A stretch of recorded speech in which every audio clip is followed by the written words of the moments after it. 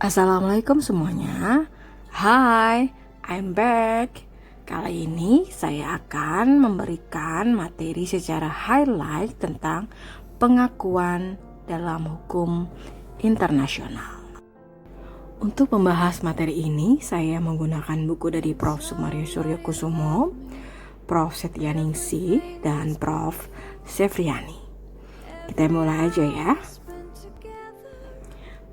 Pengakuan merupakan tindakan politik yang menimbulkan akibat hukum atau legal consequence. Tidak ada negara atau pemerintahan yang mempunyai hak untuk diakui. Dalam aturan hukum internasional tidak dapat mengatur sepenuhnya hubungan dua negara di antara mereka sendiri, kecuali jika masing-masing telah mengakui satu sama lain. Pengakuan juga merupakan tindakan yang dilakukan oleh negara untuk mengakui negara lain, pemerintahan suatu negara, entitas, belligerent, atau insurgent.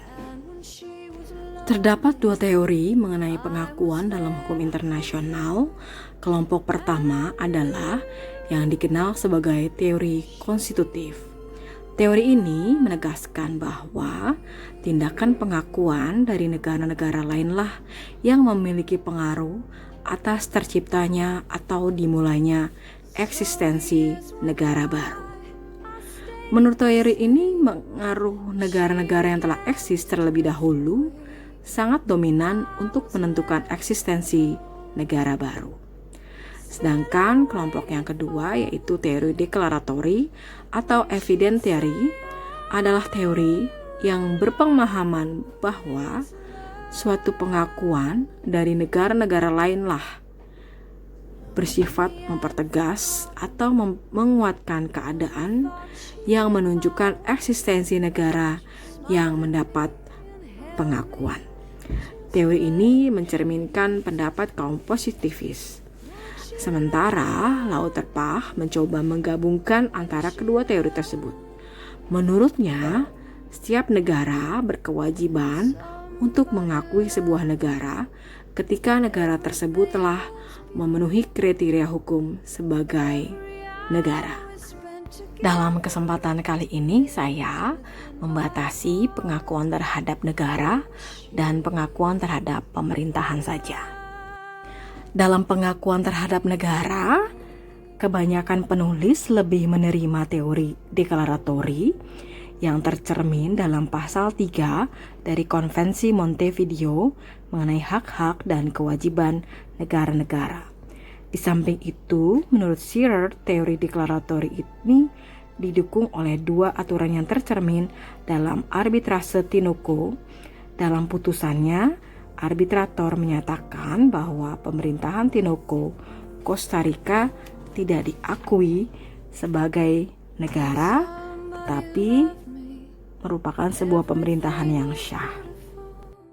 Ada sebuah akibat hukum jika negara tidak mendapatkan pengakuan sebagai negara baru, antara lain, yang pertama, negara tidak dapat membuka perwakilan diplomatik di negara yang menolak mengakui. Kemudian yang kedua, hubungan diplomatik sulit untuk dilakukan. Kemudian berikutnya, warga dari negara yang tidak diakui sulit untuk masuk ke wilayah negara yang tidak mau mengakui. Dan yang terakhir, warga dari negara yang tidak diakui tidak dapat mengajukan tuntutan di depan pengadilan nasional negara yang tidak mau mengakui. Oke, beralih kepada pengakuan terhadap pemerintahan baru, ada beberapa teori yang akan dibahas. Teori yang pertama yaitu teori legitimasi menurut Oppenheim dan Lauterbach. Menurut teori ini, pengakuan hanya suatu formalitas atau kesopanan dalam hubungan internasional. Dengan demikian, tidak memiliki kekuatan konstitutif. Pada hakikatnya, teori ini hanya bisa diterapkan dalam kasus-kasus pergantian pemerintahan yang konstitusional. Teori berikutnya yaitu teori legitimasi konstitutif menurut Tobar.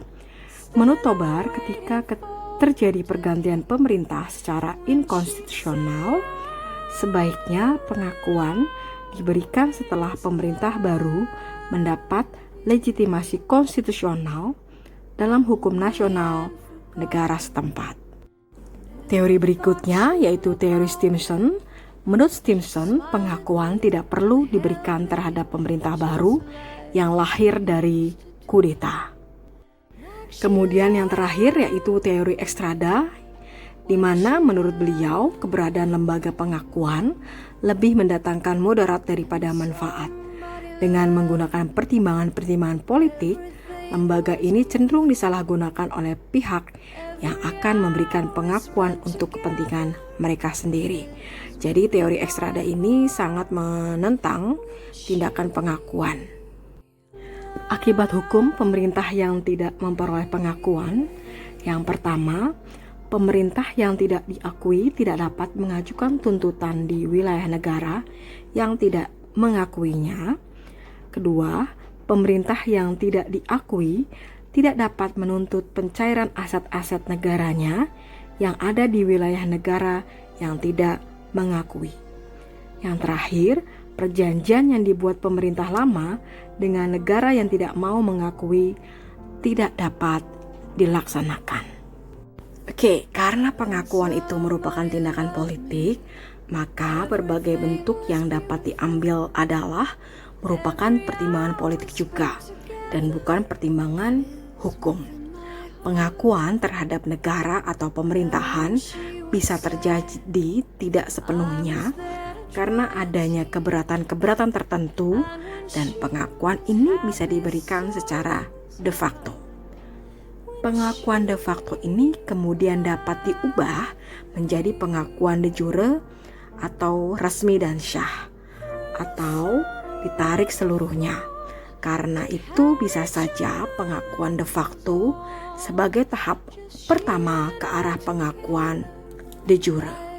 Oke, segitu dulu pembahasan pengakuan terhadap negara dan pengakuan terhadap pemerintahan. Lain kali akan dibahas pengakuan terhadap belligerent, insurgent, dan entitas lain. Semoga bermanfaat. Bye-bye.